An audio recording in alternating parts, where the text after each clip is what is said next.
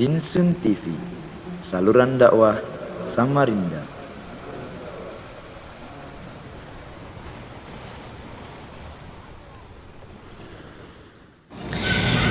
Bismillahirrahmanirrahim. Assalamualaikum warahmatullahi wabarakatuh.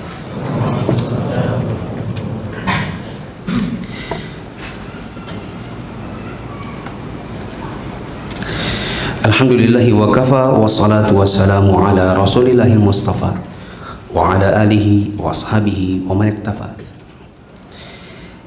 Jamaah yang dirahmati Allah, pada kesempatan malam hari ini kita dipertemukan kembali oleh Allah di Masjid Bintang Sunnah untuk mengkaji sedikit pelajaran dari sekelumit kehidupan sebagian dari tabi'in.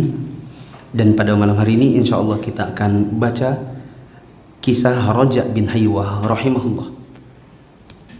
Kata Maslamah bin Abdul Malik, di daerah Kindah itu ada 3 orang yang penuh berkah. Salah satunya adalah Raja bin Haywah. Di masa tabi'in ada 3 orang yang tiada bandingan, di mana mereka berwasiat dengan kebenaran dan kesabaran, bersatu di atas kebaikan dan kemuliaan. Hidupnya diisi dengan ilmu, takwa, mengabdi kepada Allah dan Rasulnya dan seluruh kaum muslimin. Di antara mereka adalah Muhammad bin Sirin, Al-Qasim bin Muhammad bin Abu Bakar, dan Raja bin Haywah. Yang akan kita baca pada hari ini adalah Raja bin Haywah. Raja bin Haywah ini lahir di Palestina. Kelahirannya terjadi pada akhir pemerintahan Utsman bin Affan. Dia berkebangsaan Arab dari kabilah Kindah.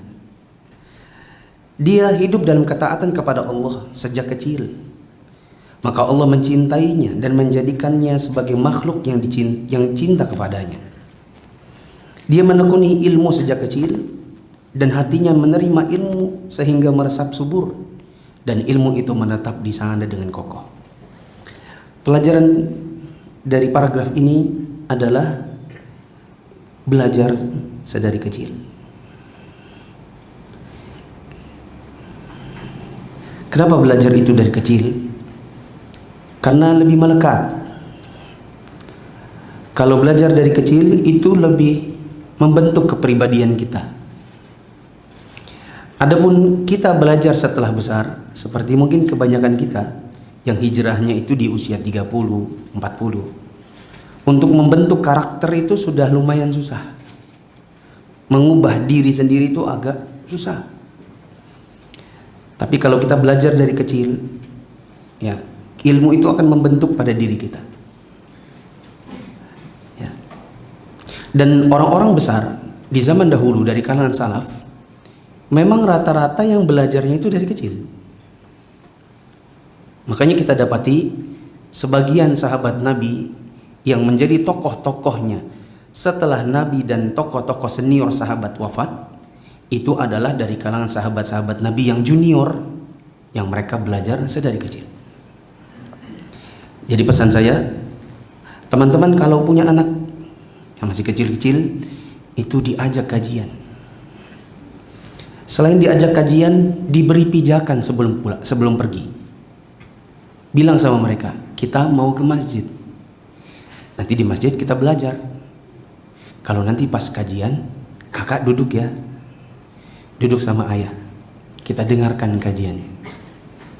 Bila antum bisa terapkan kepada anak antum dan dia duduk, itu terus menerus berulang, saya yakin sekali nanti anak-anak antum inilah yang insya Allah akan bisa mewarisi dakwah 10-30 tahun lagi. Ya, semoga adik-adik yang kelihatan dari sini kecil-kecil, tapi mereka sudah ikut kajian, tenang, Allah jadikan mereka sebagai penerus dakwah di masa mendatang. Ya, saya kenal salah satunya di sini. Itu namanya Zaki. Ya. Ini salah satu murid di sekolah kami. Favoritnya istri saya. Karena dia kalau disuruh ceramah, itu kayak ustadz betulan. Ya kan Zaki? Insya Allah. Itu kalau disuruh ceramah, innal hamdalillah, dia bisa. Ya, Karena memang mungkin dia dari TK Pak ya. Ya, ikut kajian di Balikpapan, duduk sama bapaknya. Meskipun dia kadang melangkah-melangkah juga mau pergi pipis begitu. Gitu. Nah, yang lain-lain ini semoga nanti kalian jadi ustadz-ustadznya. Roja menjadikan cita-cita yang tertinggi adalah menguasai kitabullah dan hadis Rasul. Bersinar pikirannya dengan cahaya Quran, dengan petunjuk kenabian. Dadanya penuh dengan nasihat dan hikmah. Dia mendapatkan kesempatan untuk berguru kepada para pembesar sahabat seperti Abu Sa'id Al-Khudri, Abu Darda, Abu Umamah, Ubadah ibn Samit, Muawiyah bin Abi Sufyan, Abdullah bin Amr ibn As, An-Nawas bin Sam'an, dan lain-lain. Ya, dan kita sama-sama tahu bahwa salah satu syarat untuk seseorang bisa dikatakan seorang tabi'in adalah beriman kepada Islam dan wafat dalam keadaan demikian dan pernah tatap muka dengan sahabat Nabi. Saya langsung ceritakan secara bebas. Ada sebagian kisahnya yang ada di buku ini. Dan untuk mempersingkat waktu, biar saya cerita bebas saja. Ya. Ada di halaman 101. Roja bin Haywa ini punya hubungan yang paling dekat dengan Sulaiman bin Abdul Malik dan Umar bin Abdul Aziz. Teman-teman gak usah membaca, dengerin saja. Ini untuk mempersingkat waktu, karena saya sudah pernah bikin video pendek tentang cerita ini. Ada di YouTube saya, judulnya Pikiran Orang Tua Kita di Masa Tuanya. Saya rilis kira-kira Ramadan 2 tahun yang lalu. Cerita gini teman-teman. Ada khalifah namanya Sulaiman bin Abdul Malik. Sulaiman ini keturunan dari Bani Umayyah. Sulaiman merasa dirinya ini sudah sakit-sakitan dan sudah saatnya untuk menunjuk siapa yang akan jadi calon penggantinya nanti. Dan konsultan atau ya bisa dibilang penasehat khususnya Khalifah Sulaiman ini adalah Roja bin Haywah yang kita baca ceritanya. Dia ngobrol sama Roja, "Roja, saya ini kan sudah ya gak lama lagi lah. Siapa kira-kira yang jadi pengganti saya?" Roja maunya langsung begini sebenarnya, Umar bin Abdul Aziz. Pengennya sih gitu. Tapi dia tahu kalau dia langsung sebut nama nanti akan ada sesuatu berupa pertikaian. Tapi ya, dengan caranya Roja akhirnya ujung-ujungnya tetap ke Umar bin Abdul Aziz. Tapi ada caranya khusus. Dia bilang gini, "Khalifah silakan sebut siapa aja namanya. Nanti saya yang beri pertimbangan." Kata Khalifah Sulaiman, "Bagaimana kalau anakku si Fulan? Tapi anaknya ini lagi jihad." Maka Raja bilang, "Bagaimana ingin menitipkan pemerintahan kepada orang yang kita tidak tahu kabarnya, apakah masih hidup ataukah sudah wafat? Kan dia pergi jihad. Dan zaman dulu gak ada WhatsApp, gak ada grup mujahidin yang bisa ditanya gimana kabar, gak bisa. Mereka pergi jihad dan kita gak tahu apa kabarnya sekarang. Kalau dia pulang alhamdulillah, kalau dia syahid juga gak apa-apa, alhamdulillah. Tapi tidak bisa menitipkan pemerintahan kepada orang yang tak tahu kabarnya." "Oh ya sudah, kalau gitu anakku yang si Fulan, tapi masih kecil." Maka Roja bilang, "Bagaimana menitipkan kerajaan besar kepada anak kecil? Kalau gitu si Fulan, si Fulan, si Fulan, si Fulan, si Fulan." Sampai disebut nama kalau Umar bin Abdul Aziz. Maka Roja bilang, "Saya tidak tahu Umar bin Abdul Aziz ini kecuali orang yang bertakwa, orang yang beriman, orang yang wara." Disebutkan semua kebaikan-kebaikannya Umar. Ya, dan Umar bin Abdul Aziz ini cicitnya Umar bin Khattab, cucunya Abdullah bin Umar. Disebutkan semua kelebihan-kelebihannya. Setelah dia memberikan semacam sinyal bahwa Umar itu cocok, maka Sulaiman bilang lagi, Tapi Umar bin Abdul Aziz bukan anaknya bapak-bapak kami. Sulaiman ini kan Sulaiman bin Abdul Malik. Bapaknya berarti siapa? Abdul Malik. Khalifah Abdul Malik itu punya anak banyak. Ada Sulaiman yang sekarang jadi khalifah. Ada Al-Walid. Ada Yazid. Ada Hisham. Nanti kalau seandainya kita jadikan Umar sebagai pengganti saya, saudara-saudara yang lain pasti marah. Nah, itu dia masalahnya. Masa ditunjuk dalam klan yang bukan keluarga kami, begitu. Maka Rojak memberikan pertimbangan. Kalau menurut saya itu yang terbaik, yaitu Umar. Dan untuk mengantisipasi protesnya saudara-saudaramu, kita sebut saja namanya jadi 2 tingkat. Umar dulu, baru saudaramu 1. Yang mana yang cocok? Yazid. Ya. Akhirnya setujulah khalifah. Di zaman dahulu nggak ada ini ya, nggak ada komputer ya. Maka ditulis dengan kertas. Ya. Dengan ini Khalifah Sulaiman memberikan wasiat agar penggantinya adalah yang pertama Umar, yang kedua Yazid bin Abdul Malik. Sudah digulung. Setelah digulung, kemudian Rojak panggil kepala polisi. Maksudnya adalah kepala polisi sebagai penjaga. Karena bentar lagi kita mau bikin pengumuman dan saya yakin kalau namanya nanti disebut, ya, pasti di antara mereka ada yang berontak. Ya, meskipun orang salaf di zaman dahulu, tapi tetap saja ada sebagian dari mereka yang punya kekurangan. Di antaranya adalah kekurangan bahwa dunia itu tidak punya apa-apa. Artinya di sisi Allah. Artinya kekuasaan tidak perlu diperebutkan. Dipanggil kepala polisi, dipanggil semua anggota keluarganya Sulaiman. Maka Rojak mengatakan, di tangan saya ada gulungan kertas yang di dalamnya ada nama yang sudah dijadikan wasiat oleh Khalifah Sulaiman bin Abdul Malik, dan kalian wajib untuk berbaiat kepada saya akan menaati siapapun yang namanya disebut di sini. Maka satu persatu disuruh baiat. Iya, kami berbaiat. Iya. Sebagai saksinya tadi siapa? Kepala polisi. Karena sudah dilihat semua. Kalau nanti ada yang berontak, tinggal tangkap aja. Meskipun adiknya khalifah. Singkat kata, disimpan kertasnya. Orang-orang pun bubar dan tersisa 2 orang. Tersisa 2 orang ini yang dua-duanya kepo. Apa itu kepo? Kepo itu apa sih? Penasaran. Itu bahasa Inggris. Artinya knowing every particular object. Pengen tahu hal-hal khusus gitu. Keduanya kepo. Dan dua orang ini adalah Umar bin Abdul Aziz sendiri dan Hisham bin Abdul Malik. Saudaranya Sulaiman, tapi bukan yang Yazid. Ada saudaranya yang pengen jadi penguasa, namanya Hisham.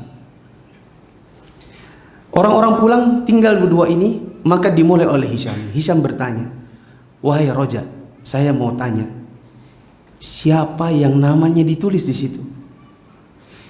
Karena kalau bukan saya, maka mumpung khalifahnya masih hidup, mau saya protes, itu harusnya saya. Maka Roja bilang, saya selama-lamanya tidak akan membocorkan rahasia khalifah. Maka Hisham pulang dengan mengeluh.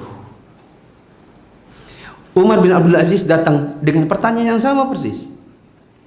Roja, saya mohon beritahukan kepada saya siapa namanya yang disebut di dalam kertas. Karena kalau ternyata itu saya, mumpung khalifahnya masih hidup, mau saya suruh ganti agar jangan saya. 2 sikap yang sangat bertolak belakang. Yang satu bilang, mumpung khalifahnya hidup, saya mau itu saya. Dan yang satu lagi bilang, mumpung khalifahnya hidup, saya mau agar namanya jangan nama saya. Tapi Roja kemudian juga mengatakan yang sama persis, saya tidak akan pernah membocorkan rahasia khalifah. Maka Umar pun pulang juga dengan mengeluh. Gitu. Singkat kata, akhirnya khalifah wafat. Ketika Sulaiman akhirnya wafat, maka Roja untuk kedua kalinya memanggil pertama kepala polisi dan yang kedua adalah seluruh keluarganya.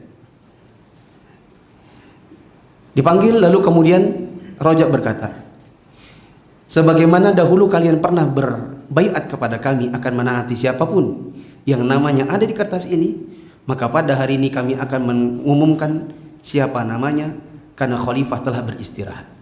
Maksudnya sudah wafat. Dibuka gulungan kertasnya, maka dibacakan, khalifah mewasiatkan agar yang menjadi penguasa atau yang menjadi penggantinya sebagai khalifah adalah Umar bin Abdul Aziz. Maka yang lainnya, sedangkan yang dua yang kemarin terakhir pulang, dua-duanya sama-sama istirja. Dua-duanya sama-sama inna lillahi wa inna ilaihi raji'un. Hisham istirja inna lillahi wa inna ilaihi raji'un karena bukan dia. Sedangkan Umar bin Abdul Aziz istirja karena namanya yang disebut. Ya. Maka jamaah yang dirahmati Allah, akhirnya naiklah Umar bin Abdul Aziz sebagai khalifah yang baru, pengganti Sulaiman bin Abdul Malik.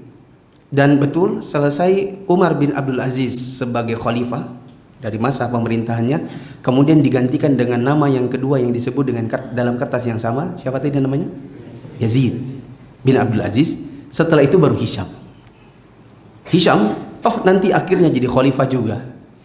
Hanya saja banyak para ulama di zaman itu yang tidak segan-segan untuk berkata kepada Hisham, wahai Hisham, engkau tahu bahwa ulama di zaman ini tidak semuanya suka dengan kamu.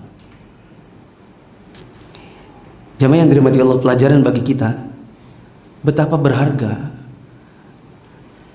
harga diri orang yang tidak begitu mengejar dunia, dan betapa rendah orang yang kelihatan cinta dengan dunia.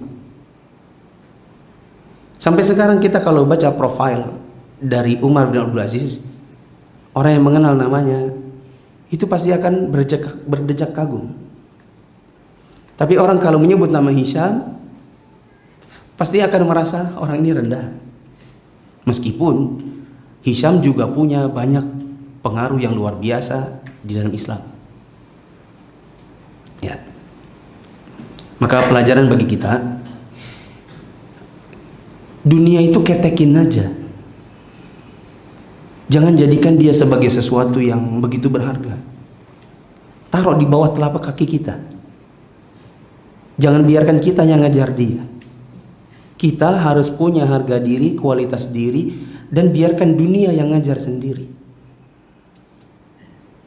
Saya bisa ngomong begini, tadi di mobil saya baru cerita sama teman-teman yang satu mobil. Saya dulu pernah kerja di perusahaan. Bukan perusahaannya yang bilang, Anda kami terima dengan syarat. Tapi saya yang bilang ke GM-nya, saya terima pekerjaan ini dengan syarat. Saya ketekin aja itu posisi sebagai manajemen trainee. Dulu saya tinggal di Samarinda, kerja di salah satu perusahaan lah. Perusahaannya bikin rekrutmen di 3 kota, yang diambil hanya 5. Rekrutmen dapat 2 orang di Jakarta, kota kedua Yogyakarta dapat 2 orang juga, dan yang satu lagi di Kalimantan. Saya salah satu peserta yang pesaing-pesaing saya di penerimaan itu adalah orang-orang yang memang sudah bekerja di perusahaan itu, cuma didorong oleh GM-nya untuk ikut supaya jadi calon manajer, karena posisinya adalah manajemen trainee yang memang dikhususkan orang-orang untuk nanti kedepannya jadi manajer di perusahaan tersebut. Ya. Singkat kata, di Kalimantan yang terima cuma 1 orang, yaitu saya. Dan bagi saya ini adalah dunia. Maka saya ketika bagian interview terakhir sama GM-nya, saya bilang begini, saya jujur Pak, saya di sini punya pengajian. Oh berarti masnya Ustadz? Ya intinya saya punya pengajian. Dan saya tidak mungkin meninggalkan pengajian karena saya cinta dengan dakwah ini. Jadi saya maunya ditempatkan di Balikpapan. Saya nggak mau di Jakarta. Bapaknya bilang, "Mas, kalau masnya mengundurkan diri, berarti kami harus rekrutmen ulang lagi dari awal. Karena yang terpilih di sini jatahnya cuma satu. Dan kami dapati hasil dari psikolog kemarin, memang cuma satu yang paling kelihatan, yaitu masnya." Maksudnya saya. Maka saya bilang gini, saya terima pekerjaan ini dengan syarat, setelah saya training OJT 3 bulan di Jakarta, saya ditempatkan di Balikpapan. Kalau tidak, maka saya nggak mau. Begitu. Kenapa? Bagi saya ini cuma dunia. Pekerjaan dakwah itu tetap lebih utama. Ya. Kalau nggak mau, ya sudah, selesai. Dan saya datang hari pertama di kantor itu pakai baju koko, celananya di atas mata kaki, ada jenggotnya. Ketika saya datang, saya menangkupkan tangan, tidak bersalaman dengan manajer-manajer perempuan. Meskipun setelah itu jadi heboh, ini nggak salah rekrut ya? Kok yang direkrut begini? Kan calon manajer. Calon manajer kan nanti kalau ketemu klien harus salaman, meskipun perempuan, bajunya kan harus keren, dan dananya harus keren. Masa dananya kayak gini, pakai baju koko lagi, celananya ngatung-ngatung lagi. Ya. Intinya bagi saya ya, seperti itu. Kalau pesan saya buat teman-teman yang masih muda, jadikan diri antum berkualitas supaya dunia yang kejar. Dan dunia itu ketekin atau letakkan sekalian di bawah telapak kaki. Jadikan dia sesuatu yang tidak berharga, insya Allah nanti dia datang dengan sendirinya. Ya. Ini pelajaran dari kisah Umar bin Abdul Aziz yang dia bisa naik tahta lewat Roja bin Haywah. Sayangnya ketika saya baca Roja bin Haywah, ini kita lebih banyak melihat ke arah Umarnya ketimbang Rojanya. Ya. Wallahu a'lam bishawab. Teman-teman yang dirahmati Allah, saya pernah dapat artikel, saya baca dulu di email saya, bagaimana kisah Umar bin Abdul Aziz dengan Hisham bin Abdul Malik setelah masing-masingnya jadi pemimpin, jadi penguasa. Ada seorang salaf yang berkata begini, saya bertanya kepada Umar bin Abdul Aziz dan juga Hisham bin Abdul Malik dalam kesempatan yang berbeda. Mereka punya kesamaan, yaitu sama-sama punya anak belasan. Ada yang menyebutkan Umar itu 15-an anak, Hisham itu 19-an anak. Ketika mereka masing-masingnya akan meninggal, maka Umar bin Abdul Aziz mewariskan hanya sekitar 10 dirham untuk anaknya yang jumlahnya belasan itu. Dirham, bukan dinar. Dirham cuma 10, yang 9-nya itu sudah habis buat pemakaman Umar bin Abdul Aziz.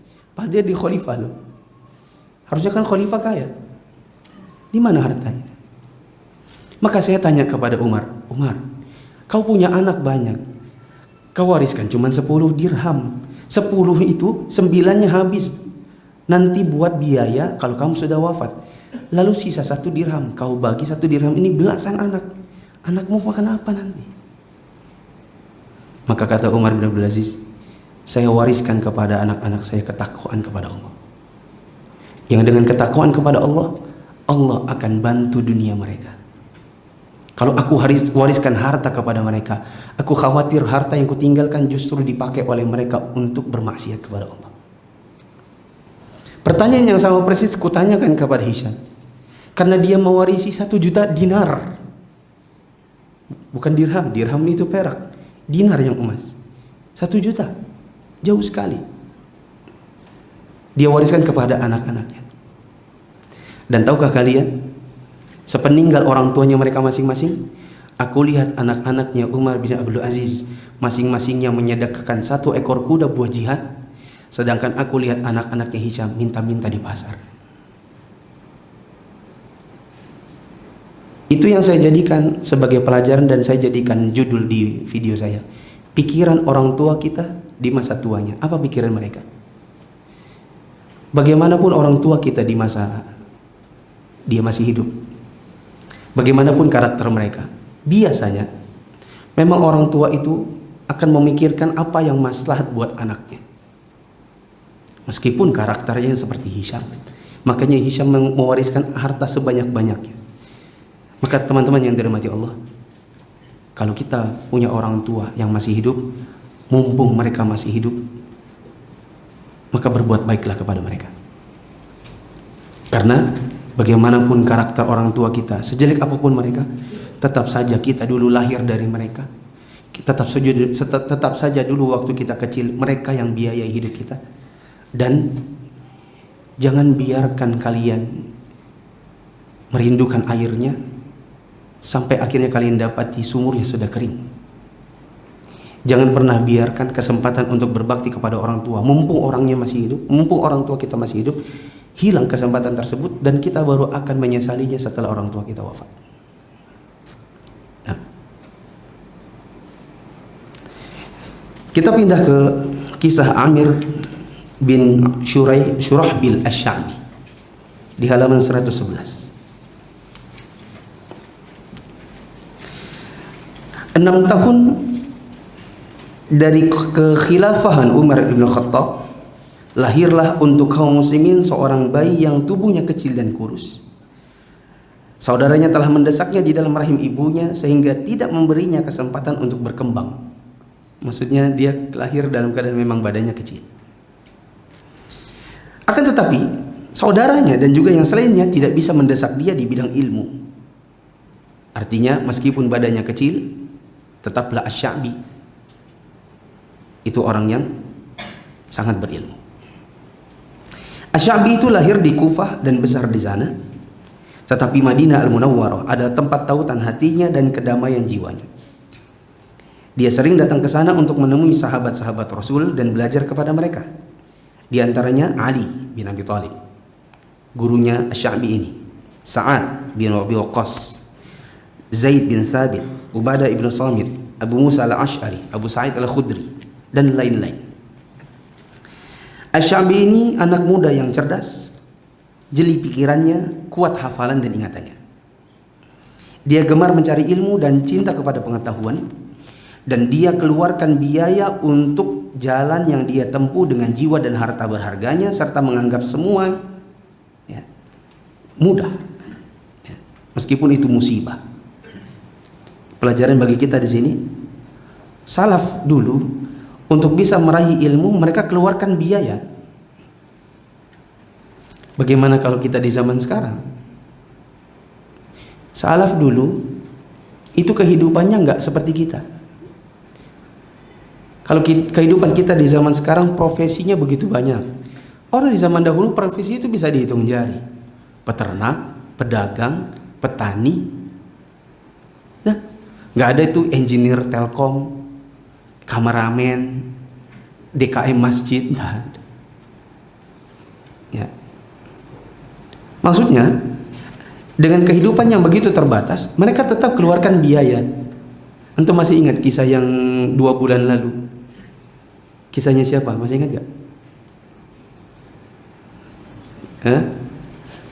Kisahnya Rabi'ah Ar-Ra'i yang setelah 30 tahun bapaknya baru pulang. Baru dia dan bapaknya kelahi. Ya, terus kata bapaknya, "Ini rumahku." "Kamu siapa?" "Ini rumahku, 30 tahun aku tinggal di sini." Ya, baru mamanya bilang, "Rabi'ah, itu bapakmu." Terus setelah selesai bapaknya nanya, "Mana dulu 30.000 dinar yang ku titipkan sama kamu?" Ketakutan istrinya. Dan akhirnya setelah bapaknya lihat bagaimana Rabi'ah itu mengajar di Masjid Nabawi, bagaimana dia menjadi ulama bagi para ulama, seorang alim untuk para ulama, dia guru-gurunya para ulama. Baru kemudian bapaknya bilang, ya, ketika ditanya istrinya, "Kamu mau pilih mana? Anakmu yang sekarang atau 30.000 dinar yang dulu?" Kata bapaknya, "Yang sekarang." Maka istrinya bilang, "Dan ketahuilah, sebenarnya 30.000 dinar itu sudah tidak ada. Aku habiskan semua buat biaya pendidikannya. Semakin dia kelihatan pintar, gurunya semakin kutambah biayanya, gajinya. Itu di zaman dahulu. Bagaimana kalau zaman sekarang, teman-teman? Kehidupan kita begitu banyak kompleks kebutuhannya. Satu orang dari kita zaman sekarang butuh makan, butuh minum, butuh pulsa, listrik, air, bensin, apalagi internet, baju, dan lain-lain. Lalu di zaman sekarang kita tidak mau keluar biaya, lalu kita mengatakan, sekolah apa ini? Mahal betul. Ada pesantren yang sebenarnya juga sudah cukup murah, lalu kemudian dibilangin lagi, ini pesantren terlalu komersil. Padahal, coba antum pikir, itu gurunya mau dikasih makan apa kalau antum bayarnya maunya murah-murah? Gurunya mau dikasih tinggal di mana? Bikin bangunan rumah petak gurunya yang masuk, kemudian dapat ruang tamu kecil, masuk sedikit lagi dapat dapur dan kamar mandi, masuk sedikit lagi dapat kamar satu aja. Hitung bangun itu pakai apa bangunnya? Butuh uang. Setelah butuh uang lalu kemudian wali muridnya berkata, ini sekolah terlalu mahal, padahal bayarnya juga nggak terlalu seberapa. Ya. Memang ilmu itu berbiaya. Salaf saja keluar biaya kok. Ya. Nanti kalau antum merasa nggak cocok dengan biayanya, aduh maaf Ustadz, di sini mahal. Kalau memang antum merasa mahal, antum silakan mencari tempat yang lain yang menurut antum affordable, yang menurut kantong antum cocok. Tidak usah dicela sekolahnya. Sekolah ada sekolah, dibangun oleh orang-orang, ada manajernya, ada kepala sekolahnya, ada ketua yayasannya, ada guru-gurunya. Menetapkan harga atau biaya SPP itu juga pakai pertimbangan, tidak semau-maunya. Kalau tidak cocok buat antum, silakan cari yang lain. Ya, ini saya omongkan karena saya mendengar banyak sekali yang berkata sekolah ini begini, sekolah itu begitu, yang sifatnya adalah maunya sekolah murah. Ya. Bahkan ada yang datang kepada saya mengadukan keponakannya. Keponakan saya ini Ustaz, semuanya habis dicela sekarang ini. Roja, Ustadz Anu, yang di Balikpapan, Ustadz Anu, istrinya, semuanya dicelanya. Salah satu alasannya adalah kalau di sini biaya sekolahnya berbiaya, sedangkan yang di Kilos itu gratis. Saya bilang, apakah layak untuk mencela orang lain hanya karena soal biaya? Mentang-mentang situ gratis lalu antum apa? Biaya, sini aja gratis. Gratis dan biaya itu juga tergantung. Mungkin di sana ada donaturnya. Coba kalau nggak dapat donatur, yakin nggak pakai biaya. Dari mana gaji gurunya? Dari mana listriknya? Bayar airnya? Teman-teman yang dirahmati Allah, kita lanjutkan. Waktu itu di Masjid Kufah ada pengajian yang dibimbing oleh Asy-Sya'bi. Orang-orang berkerumun di sekelilingnya hingga berlapis-lapis. Sedangkan sahabat-sahabat Rasul waktu itu malah masih hidup. Dan mereka datang dan kembali di belakang orang-orang. Bahkan Abdullah bin Umar radhiyallahu anhu pada suatu hari mendengar kajiannya Asy-Sya'bi. Yang Asy-Sya'bi ini mengisahkan peperangan kaum muslimin dengan begitu detail, sampai-sampai Abdullah bin Umar membuka lebar-lebar pendengarannya dan berkata, aku itu ikut dalam peperangan yang dia kisahkan. Aku lihat dengan mata kepalaku sendiri bagaimana peperangan itu. Aku mendengarnya dengan telingaku, tapi riwayatnya dia lebih lengkap dari riwayatku. Pada aku orang yang hadir di situ. Ya. Ini sejalan dengan perkataan Nabi SAW, rubah hamil fiqhin ila man huwa afqah minhu. Berapa banyak orang yang membawa fikih kepada orang yang lebih faqih darinya. Ya, bisa jadi kita mengajar atau memberitahukan sesuatu kepada orang yang orang itu justru lebih faqih daripada kita. Nah,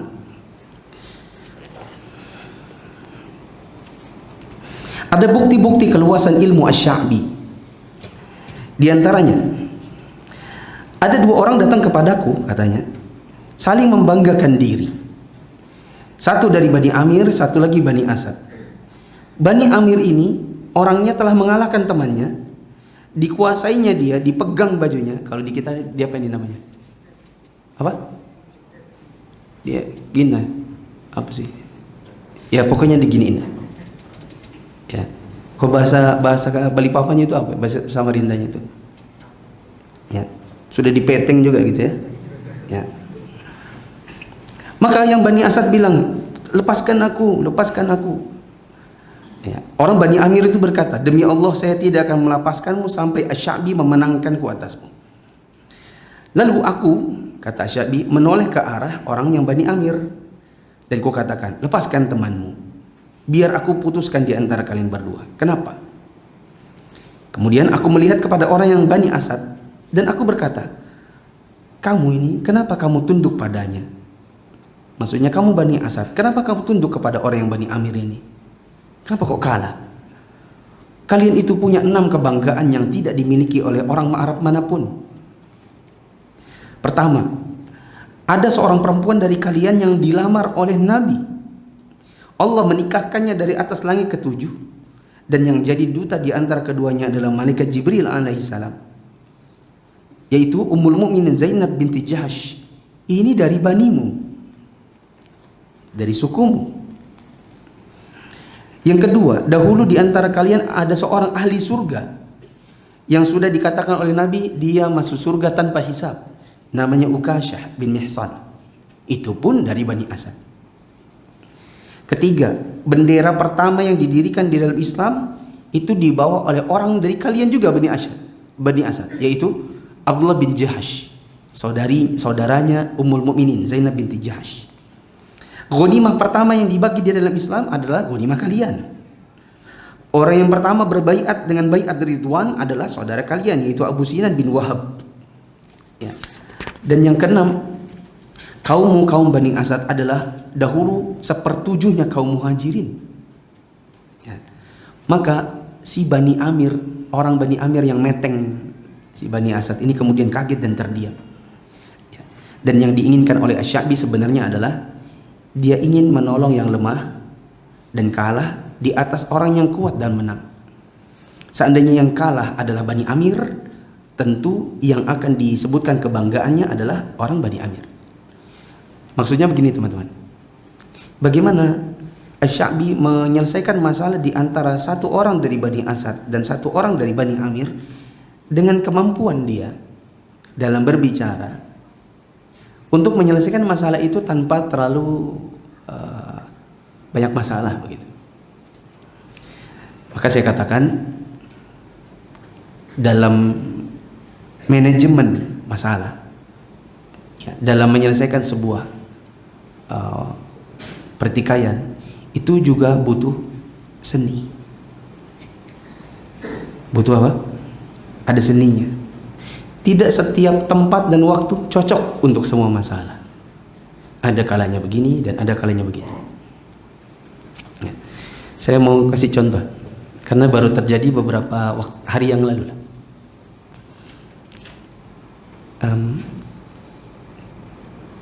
Semoga dia nggak nonton ini. Ya.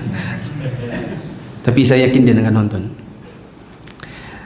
Di kantor saya ada pemuda usianya 19 tahun. Tapi karena dia memang dulunya di kampung, datang ke Balikpapan, kita masih berinteraksi dengan seperti anak di usia di bawahnya. Paham kan maksudnya? Usianya lebih tua daripada cara dia berinteraksi. Salah satu admin saya kemudian menegur dia.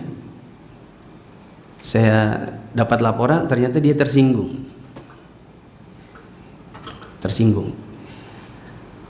Dan tanggung jawab saya sebagai kepala kantor, saya harus bagaimana menyelesaikan masalah di antara mereka.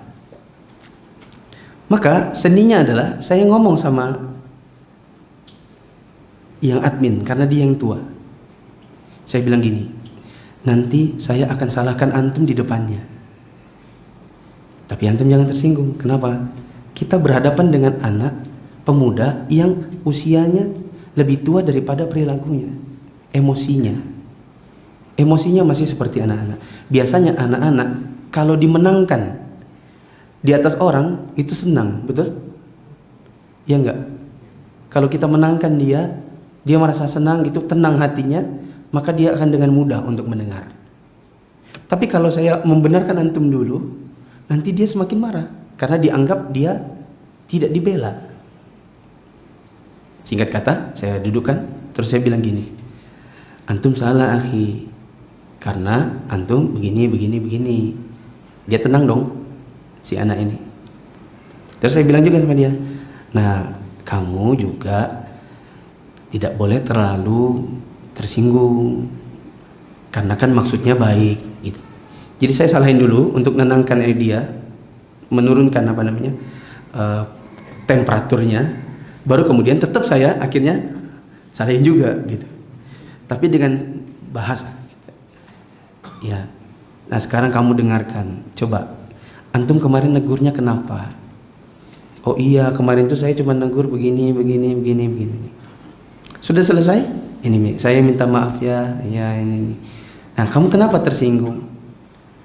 Iya, soalnya minta tolongnya itu tidak sopan. Oh. Jadi maunya bagaimana? Iya, harusnya kan ngomongnya kakak minta tolong ya. Oh, begitu. Rupanya hanya tinggal tambahin kakak dan tolong ya. Gitu. Nah, antum salahnya gitu. Besok kalau minta tolong sama dia atau negur dia, pakai gitu, kakak, ya, gitu. Selesai masalah, dia minta maaf. Kak, saya juga minta maaf ya kak. Gitu. Coba kalau nggak pakai seni, bisa jadi ini akhirnya ngambek, nggak mau datang lagi. Bisa jadi yang ini merasa, Ustadz ini gimana sih? Saya ini kan cuma gini. Akhirnya yang ini resign misalnya. Ya, tersakiti hatinya. Jadi dalam sebuah konflik itu ada namanya manajemen, ada seninya. Kepanjangan kita ngomongnya. Mana tadi? Saya persingkat dengan saya ceritakan secara bebas. Di halaman 114 itu diceritakan bagaimana seorang raja Romawi mau mengadu domba Abdul Malik bin Marwan, bapaknya Sulaiman yang tadi ya, yang bikin wasiat. Waktu zaman masih hidup bapaknya, diadu domba dengan Asy-Sya'bi supaya orang Arab tidak punya ajudan-ajudan atau asisten-asisten yang pintar-pintarnya kayak Asy-Sya'bi. Maksudnya gini, ini analogi kecil. Misalnya ada dua pesantren, ya kan? Ada dua pesantren. Dua-duanya bagus, cuma yang satu itu kualitasnya terlalu menonjol, sehingga pesantren yang satu nggak terlalu dilirik. Ya, cara meningkatkan persaingan itu adalah bagaimana caranya ustadz-ustadz yang ada di pesantren yang menonjol agar keluar dari situ. Ya, kalau perlu pindah ke sini, gitu. Bisa dipahami? Ya.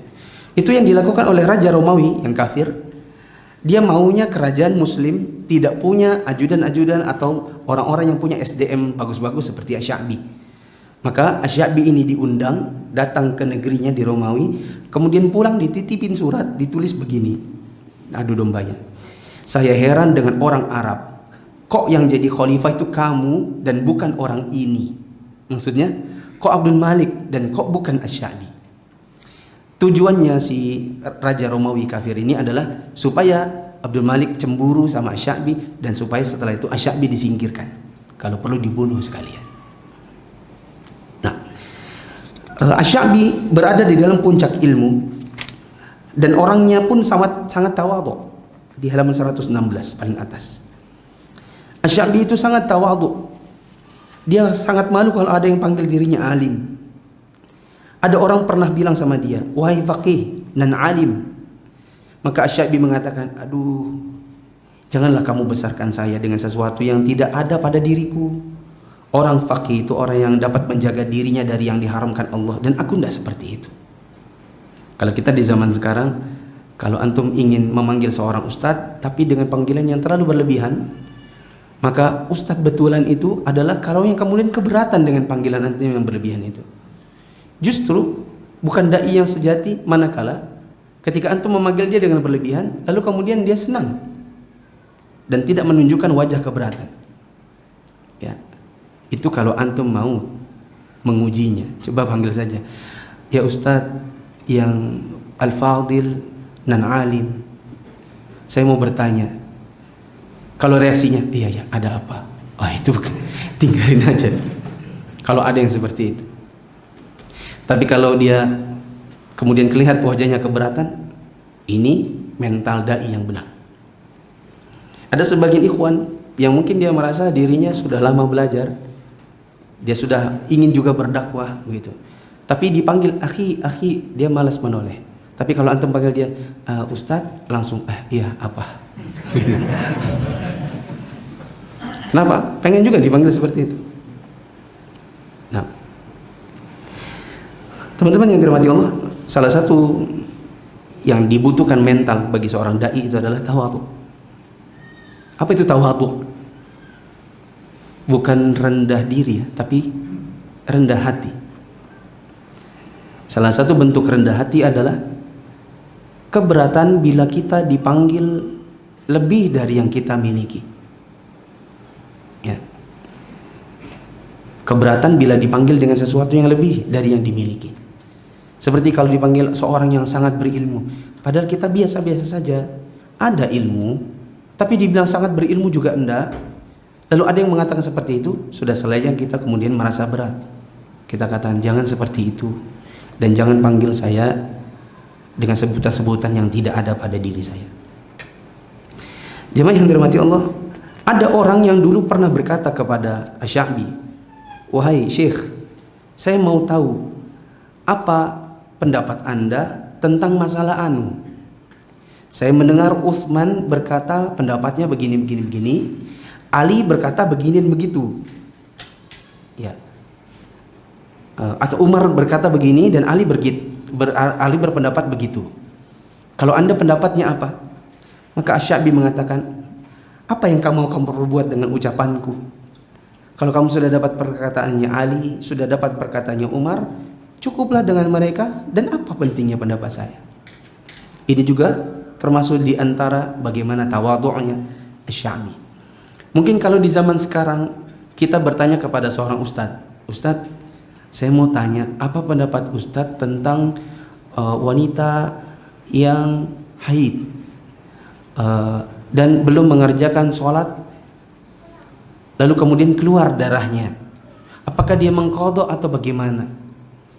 Karena saya dapati ada pendapatnya Syekh bin Baz yang mengatakan qadha saja, ada pendapatnya Ibnu Taimiyah yang mengatakan qadha saja, ada juga yang mengatakan Syekh Utsaimin berpendapat tidak ada qadha. Bagaimana Ustaz? Kemudian jawaban yang menunjukkan ketawadhuan adalah manakala dia berkata, adapun Syekh bin Baz, Syekh Utsaimin masing-masing berpendapat, dan saya lebih condong pendapatnya Syekh bin Baz. Bukan berkata kalau saya pendapat pribadi saya, apalah pentingnya pendapat seorang ustadz manakala ada pendapat ulama. Ya. Sehingga kalimat yang paling pas ada berkata, dalam masalah ini saya lebih condong pada pendapatnya Syekh Fulan. Artinya kita pun sebagai orang biasa, hanya dai biasa, itu juga mengikuti pendapat ulama yang lebih mumpuni di atas kita, dan tidak seolah-olah kita sejajar begitu. Ya, bisa dipahami teman-teman. Maka next, kalau misalnya teman-teman ditanyai teman yang lain, "Aki, bagaimana pendapat antum?" Antum jawab saja, "Nggak ada manfaatnya pendapat saya. Ya, saya nggak bisa berpendapat, saya bukan alim." Ya sudah, apa yang antum tahu? Nah, kalau yang saya tahu, Syekh Fulan itu mengatakan gini, dalilnya anu. Syekh yang ini mengatakan ini dan dalilnya anu. Ya, kalau saya mungkin lebih condong pendapatnya Syekh anu. Jangan bilang adapun pendapat saya pribadi. Ya, siapalah kita untuk mengatakan pendapat saya pribadi ketika sudah ada pendapat ulama. Nah, wallahu a'lam bishawab.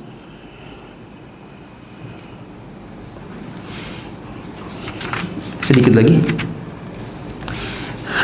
diriwayatkan bahwa ada orang memaki-maki Asy-Sya'bi dengan panggilan yang buruk. Maka dia pun berkata, "Jika kamu benar dengan apa yang kamu tuduhkan kepadaku, semoga Allah mengampuniku. Dan jika ternyata kamu salah, semoga Allah mengampunimu." Adapun kita di zaman sekarang, mungkin coba antum pikirkan, antum dijelek-jelekin orang di hadapan muka antum ini, kira-kira apa yang kita lakukan? Mungkin banyak dari kita yang akan membalas. Lah antum, kalau antum kan begini, akhirnya kita jadi balas membalas. Ya. Adapun Asy-Sya'bi, dia menyudahi makian orang itu hanya dengan mengatakan, semoga Allah mengampuniku bila yang kamu katakan benar, semoga Allah mengampunimu bila yang kau katakan itu salah.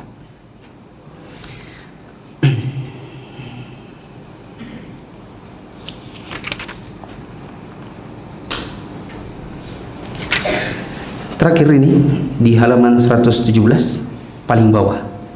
Asy-Sya'bi dengan ketinggian ilmunya, dia tetap orang yang sejuk dan humoris. Ada kisahnya, seorang laki-laki pernah bertanya kepadanya waktu dia duduk bersama istrinya.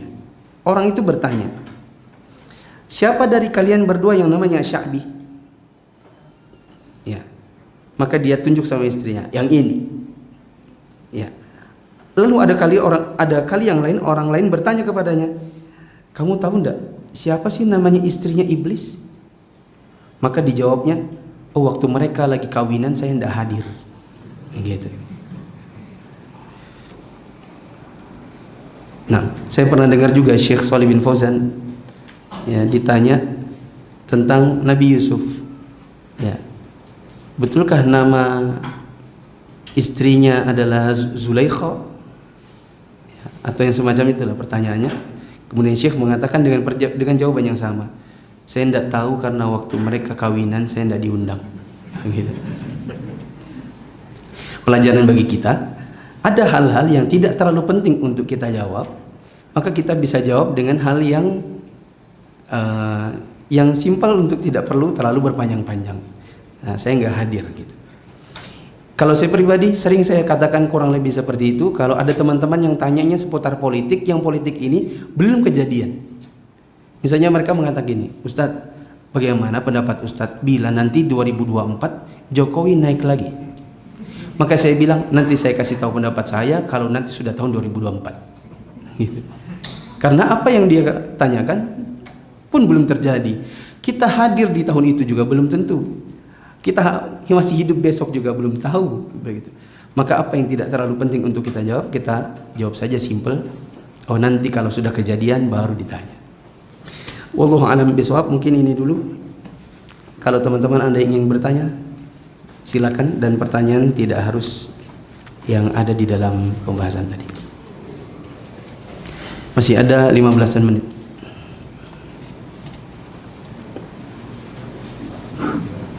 Ada? Di itu nggak ada? Mas, kemarin antum mau tanya. Nah, mumpung ada kesempatan tanyalah. Siapa tahu masalah antum juga dibutuhkan orang, punya masalah yang sama. Waalaikumsalam.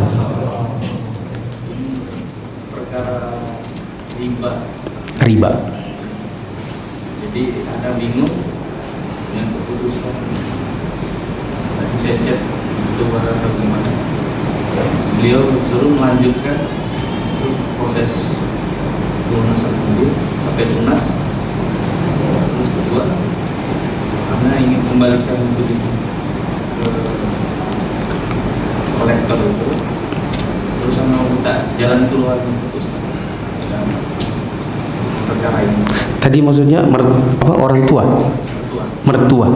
Mertua maunya lunasin aja. Oh, jadi jalani prosesnya. Ini kasusnya adalah kasus seseorang leasing, transaksi leasing yang riba. Bagaimana sih ribanya kasus leasing itu?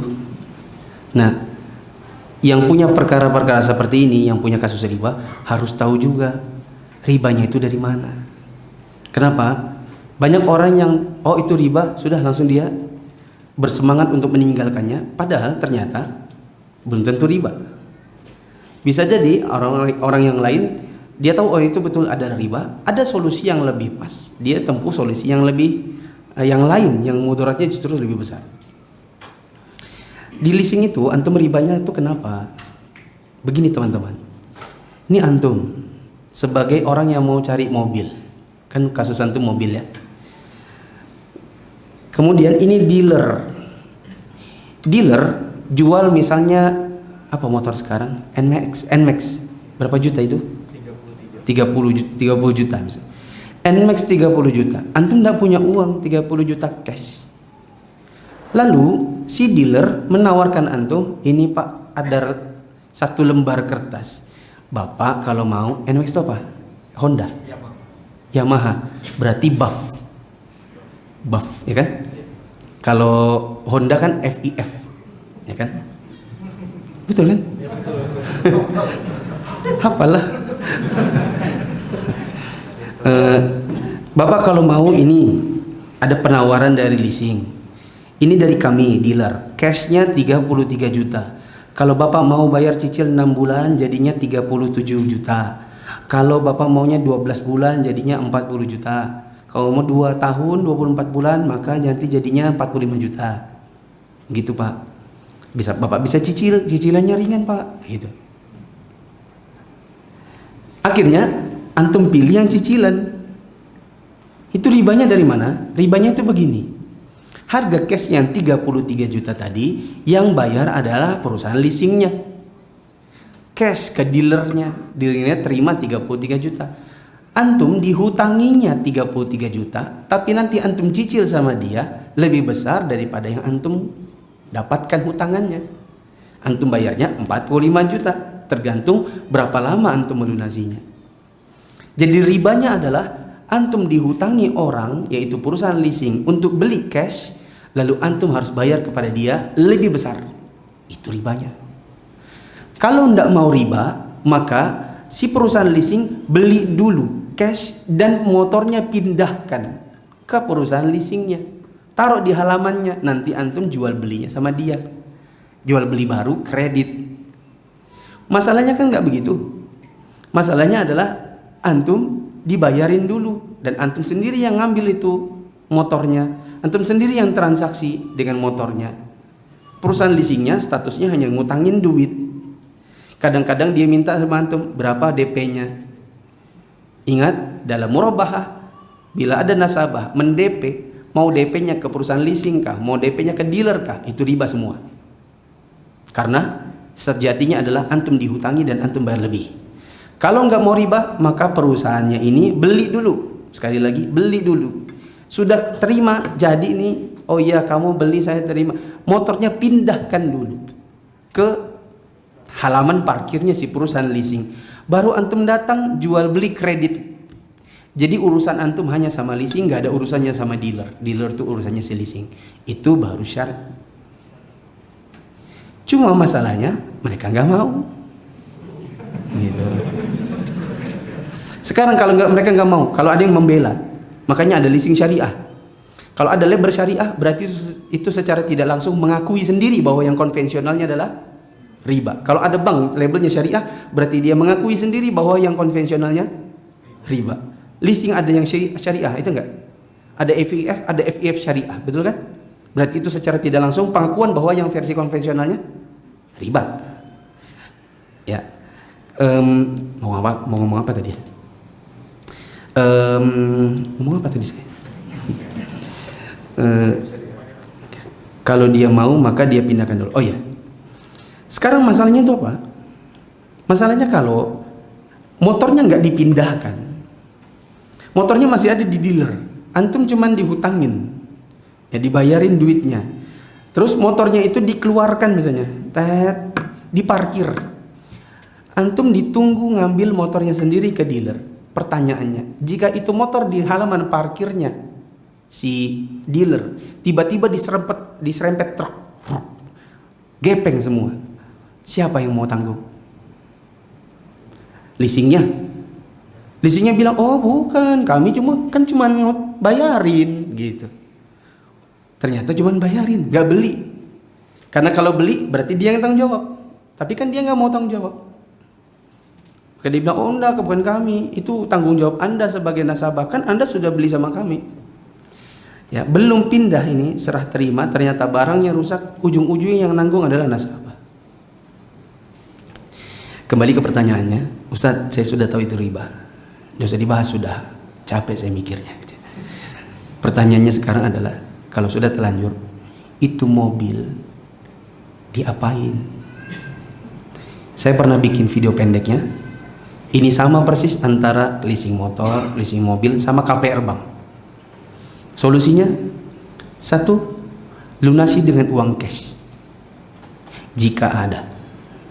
Dan ada teman-teman yang punya uang cash, dia datangi banknya, langsung dibayar tunai. Saya mau lunasin karena saya sudah tahu riba. Des. Itu pun tetap didenda. Padahal dilunasin. Ya. Di mana akal sehatnya itu? Ya? Orang kan kalau dilunasin, oh lunas kah? Alhamdulillah. Kalau perlu didiskon, gitu kan? Ini enggak. Oh dilunasin kah? Anda didenda. Gitu. Nah, kurang otaknya berarti. Ada yang seperti itu. Pernah ada teman dari Jakarta, dia datangi banknya yang warna ungu dan dilunasi.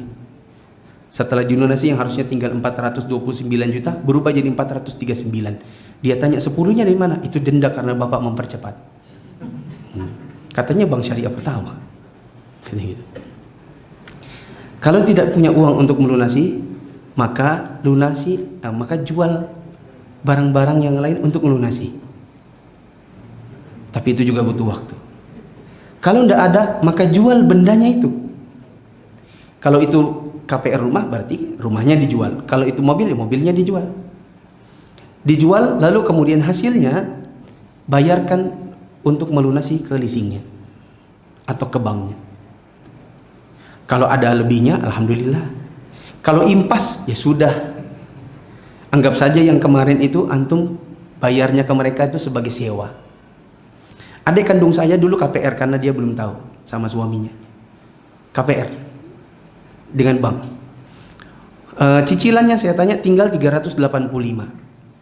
Kalau mau jual 450 nggak laku-laku, diturunin 434 sampai akhirnya 385 persis. Sampai akhirnya ada yang beli. Dia terima 385 langsung dibayar ke bank, jadi dia langsung keluar dengan bawa barang-barang perabotnya saja. Tidak ada uang yang di tangan. Dia bilang, gimana kak? Ya anggap saja yang kemarin-kemarin kamu cicil ke bank, anggap aja itu kamu nyewa, dah sudah. Sekarang kamu udah punya rumah. Ya. Alhamdulillahnya masih impas. Ya. Yang susah itu kalau ternyata harus nombok lagi. Ya. Dan saya pernah punya teman, punya klien lagi tuh. Dia nanya-nanya, ya saya bilang saya nggak ragu untuk mengatakan antum berdosa kalau antum masih di situ. Saya nggak ragu gitu, kenapa? Karena utangnya di bank masih 400 juta, sementara rumah itu kalau dijual 850. Saya bilang saya nggak ragu kalau antum masih ragu untuk jual itu rumah. Begitu. Kenapa? Antum sudah tahu itu riba, malah antum pertahankan. Udah, lepas. Ya, saya nggak tahu apakah dilepasnya atau enggak. Tadi berarti dijual. Kalau nggak punya, misalnya dijual juga nanti ternyata di bawah harga, akhirnya saya nombok juga, maka ya udah balikin aja ke leasingnya. Toh kalau antum tidak bayar akhirnya ngapain? Ditarik juga kan? Syukur-syukur antum datang bawa itu mobil, jadi ditariknya antum kasih di tempat begitu. Nanti kalau antum pakai, misalnya antum lagi di kilo 70, dicegat di situ, antum suruh jalan kaki pulang, ya kan?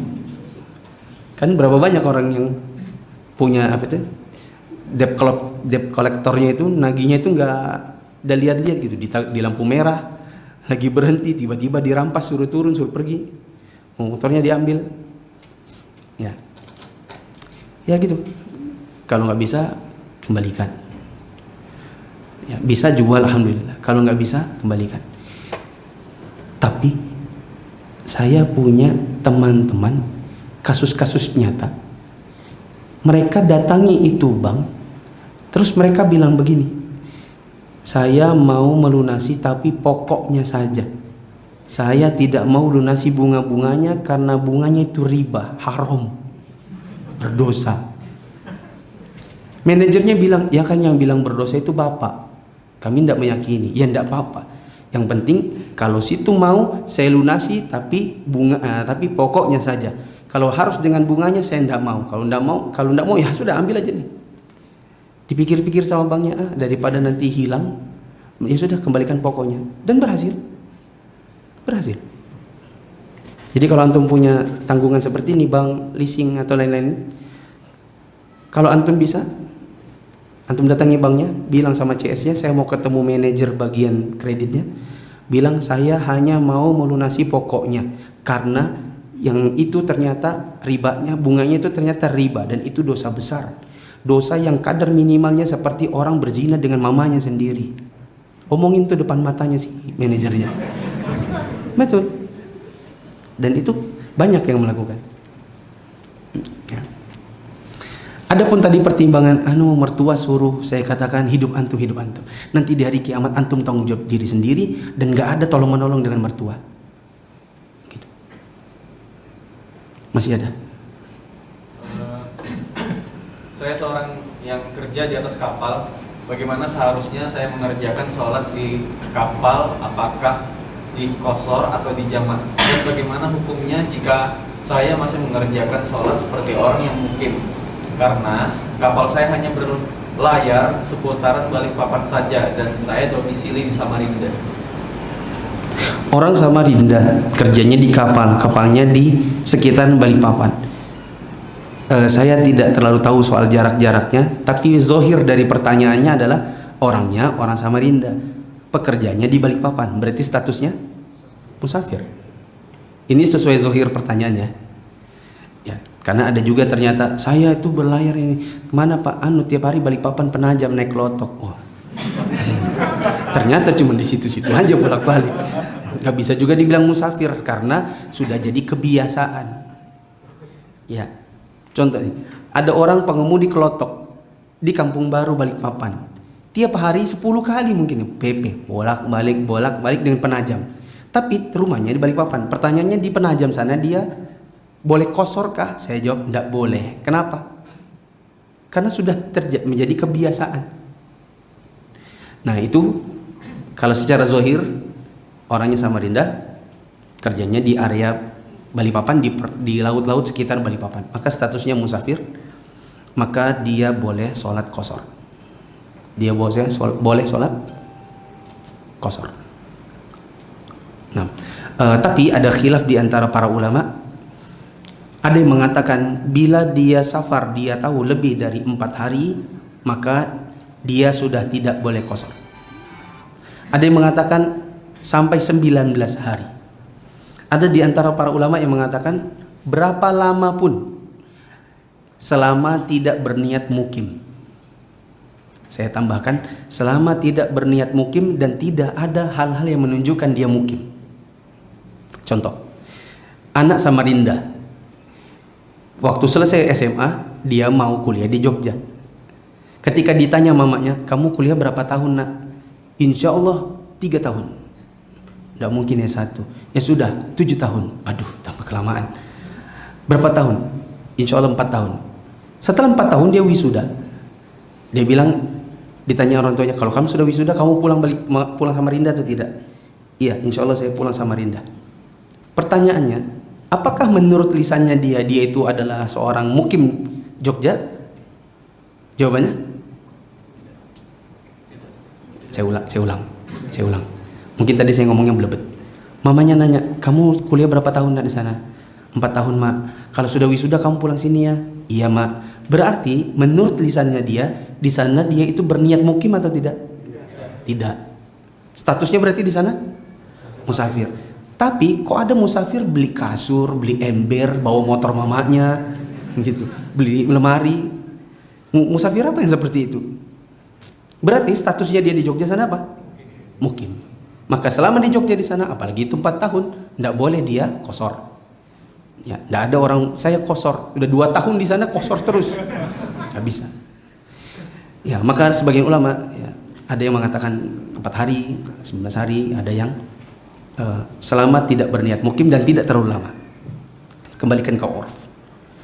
Begitu. Jadi saya pribadi kalau di dia ya sudah bisa qashar karena itu di laut juga dan statusnya orang Samarinda kerja di daerah Balikpapan.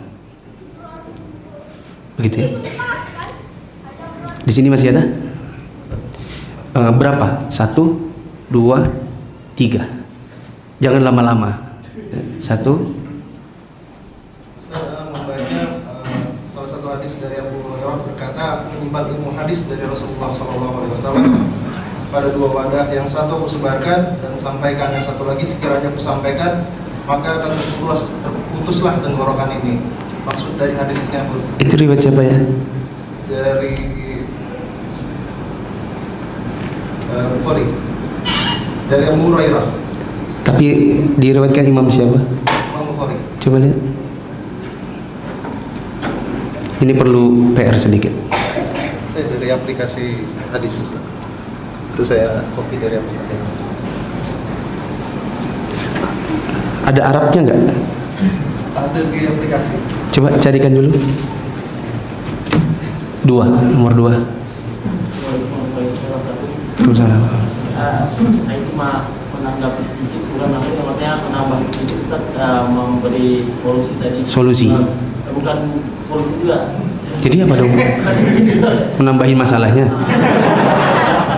Tadi kan Ustaz bilang solusinya dijual, ya kan? Iya. Tadi. Maksud saya, karena kan di listing itu mobil atau motor itu kan kalau kita jual kembali itu kadang memang tidak ada yang mau, karena mereka juga belinya bisa murah. Oh iya. Atau mesti juga mahal. Kadang-kadang kalau di listing itu kalau kita jual, apalagi hubungannya pasti makelar yang tahu pasti dilistingkan kembali. Antum leasing mana? Saya alhamdulillah sudah keluar dari listing dari akhirat. Oh, alhamdulillah. Saya di mobil 15 tahun. 15 tahun. Terakhir sih kita alis gitu. Jadi Jadi kalau misalnya solusinya saya seandainya nih bapaknya udah dijual aja, tapi yang ambil misalnya kayak take over, saya yang artinya disambung kreditnya, sambung kredit, over kredit. di over kredit. Yang saya tanyakan, apakah kita masih terkena imbas dari riba itu? Iya. Karena dia menyambung. Oh, ini nanya ke saya? Ya. Oh, saya kira ngasih solusi ke saya. Berarti nambahin masalah saya. Oh iya. Kalau over kredit bagaimana? Jawabannya boleh dengan syarat. Boleh dengan syarat. 1, tidak boleh ikut tanda tangan sebagai saksi. Bagaimanapun caranya. Bisakah? Insya Allah bisa. Bilang, saya tidak mau tanda tangan, saya cari aja orang lain. Ya. Take over credit. Syarat pertama, boleh, tapi tidak boleh apa? Jadi saksi. Meskipun susah, tapi kalau dipaksa-paksa, insya Allah bisa. Karena berapa banyak tadi teman-teman yang saya lihat sendiri, nyata mereka konsultasi, sebenarnya harusnya ya dia bayar sama bunga-bunganya. Ternyata bisa dia bayar pokoknya saja, padahal tanahnya dia diagunkan di bank yang sama, dijadikan jaminan yang uangnya lebih besar lagi daripada pokoknya. Terjadi. Bagaimana caranya? Doa. Bisa. Syarat yang kedua, tetap ngomong sama orangnya kalau orangnya muslim. Pak, kalau bapak mau kita over kredit, tapi kenapa saya mau over kredit? Karena ini riba. Jadi bapak kalau mau lanjutkan saya, itu terserah bapak, tapi saya ingatkan dulu bahwa ini riba. Dan insya Allah dia tidak mau. Belum tentu juga. Kalau dia orang kafir, apa itu Pak riba? Oh, panjang itu Islam. Bapak masuk Islam aja dulu. Kalau orang kafir ya sudah. Kalau dia muslim nanti bilang, "Enggak apa-apa sudah Pak. Saya juga lagi butuh soalnya." Ya, yang penting saya sudah ingatkannya. Ya. Kalau itu terjadi, boleh. Insya Allah. Ketiga, mengenai teman yang juga anggota DKM Masjid Sunnah yang sedang memimpin usaha sarang burung walet ini Pak. usaha sarang burung walet. Dan saya pernah mendengar dari teman saya itu ada Syekh Abdul Rajab Melarang, memberi fatwa kalau itu menjolimi burung, ya kan. menzolimi burung. Iya. Oh iya. Terus sikap saya dengan hal ini gimana? Oh, tapi bukan Bapak yang ini. Bukan teman-teman itu, tapi anggota DKM Bukit Sunnah itu. Oh, tidak ada hubungannya sih dengan DKM kan. Pertanyaannya, ada anggota DKM Masjidnya Sunnah. Dia bikin usaha sarang burung walet. Tapi ada fatwa ulama bahwa itu namanya menzolimi burung. Pertanyaannya, bagaimana sikap saya kepada dia? Padahal kan dia anggota DKM Masjid Sunnah, gitu kan Pak? Ya, menurut saya tidak perlu dihubungkan dengan bahwa dia anggota DKMK, bla bla bla. Karena ya DKM ada DKM. Orang cari dunia beda lagi. Ya, kita tidak boleh memutuskan tali persaudaraan atau menjauhinya atau jadi musuhan dengannya hanya karena soal ini. Nanti kita kembali lagi, apakah memang jual beli usaha sarang burung walet itu adalah kezaliman? Apakah tidak? Saya butuh konsultasi dulu kepada orang-orang. Begini, di sini ada yang punya sarang burung walet? Atau ada yang tahu? Coba beritahu saya, apa kezaliman kepada burung walet itu? Apa Pak kezalimannya? Iya Pak, mau bertelur itu kan dia bikin liurnya itu kan sarangnya itu untuk bertelur. Sementara dia bertelur di fatwanya Syekh Al-Badr. Karena itu kan sarangnya kan buat bertelur. Ini malah sarangnya dijual, diambil. Di mana dong dia bertelur? Gitu ya. Butuh difikirkan dulu. Jujur, kalau tadi tidak disebutkan nama Syekh Abdul Razak, saya langsung jawab boleh. Jujur. Tapi ketika disebutkan Syekh Abdul Razak, saya jelas jauh di bawah beliau, sehingga mungkin butuh difikirkan. Mungkin ada pertimbangan-pertimbangan yang membuat beliau memfatwakan tidak bolehnya. Ya, tetapi wallahu alam, hukum asal muamalah itu adalah mubah.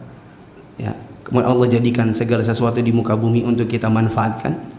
Sehingga sebagian ulama bahkan ada yang misalnya memperbolehkan orang memelihara burung, yang mungkin ma'ruf di telinga kita memelihara burung itu kezaliman kepada burung.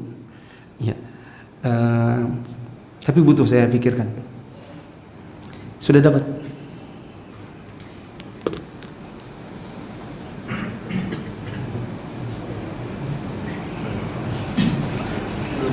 Nah, ini saya butuh lihat syarahnya dulu.